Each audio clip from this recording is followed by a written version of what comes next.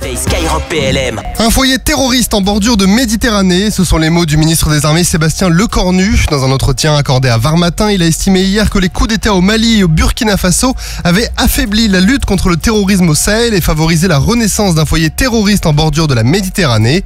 À titre d'exemple, selon lui, depuis le coup d'État au Mali, 40% du territoire malien est désormais livré à des groupes armés terroristes. Depuis, d'autres gouvernements alliés à la France se sont fait renverser par des militaires, le Burkina Faso en 2022 et le Niger fin juillet. Il a également rappelé l'engagement des 1500 militaires français déployés au Niger dans la lutte contre le terrorisme. On poursuit avec un point sur les opérations en Afrique et au Moyen-Orient. En Afrique, les éléments français au Gabon ont réalisé une formation CIED pour Counter Improvised Explosive Device destinée à 14 stagiaires de la Direction Générale du Génie Militaire des Forces Armées Gabonaises. Cette formation a été mise en œuvre par les spécialistes génie du 6e bataillon d'infanterie de marine. Elle consistait à faire face aux dangers d'engins explosifs improvisés. Au programme donc, reconnaissance d'un site de poste de ce type d'engin, mesures de sécurisation à prendre et collecte de renseignements de terrain.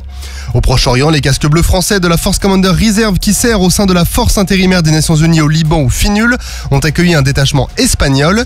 Les deux alliés se sont mutuellement présentés des matériels et des armements. La FINUL a d'ailleurs été renforcée par plusieurs matériels majeurs.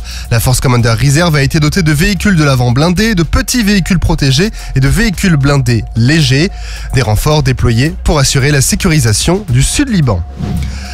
La Direction Générale de l'Armement a réceptionné à Brest le Duguay-Trouin, le deuxième des 6 sous-marins nucléaires d'attaque de classe Suffren réalisés dans le cadre du programme Barracuda. Ces essais en mer ont auparavant permis de vérifier le fonctionnement de ces différents systèmes et de ses équipements.